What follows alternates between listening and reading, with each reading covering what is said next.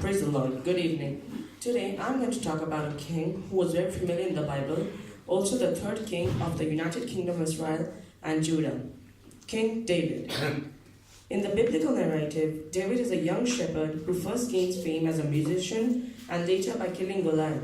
He becomes a favorite of King Saul and a close friend of Saul's son Jonathan. Worried that David is trying to take his throne, Saul turns on David.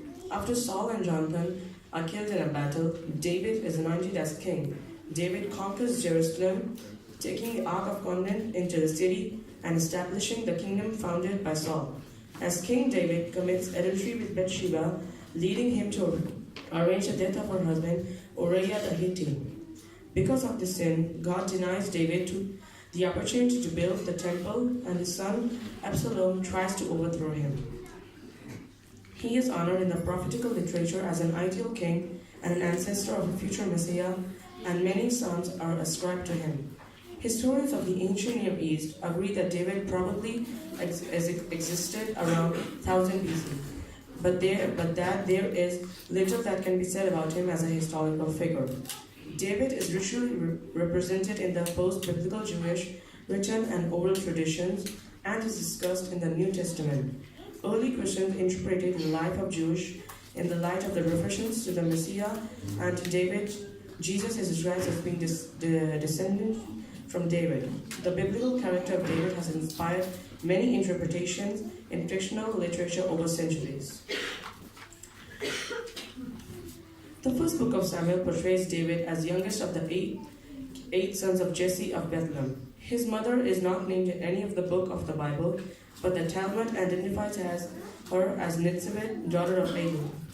When the story was retold in First Chronicles, he was made the youngest of 7 sons and gave 2 sisters, Zeruiah and Abigail. The book of Ruth, possibly also 4th century, traces his ancestry back to Ruth the Moabite. David is described as cementing his relations from various political and national groups through marriage. King Saul initially offered David to his older daughter Merab.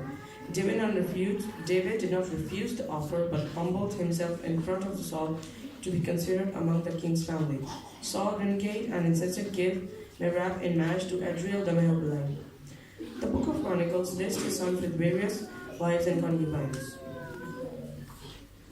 War comes between the Israel and the Philistines, and the giant Goliath challenges Israel to send out a champion to face him in a single combat.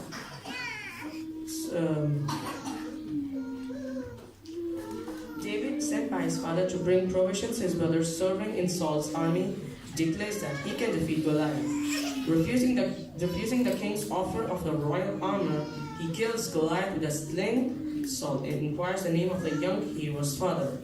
Saul sets David over his army. All Israel loved David, but his popularity causes Saul to fear him. What else can he wish but the kingdom?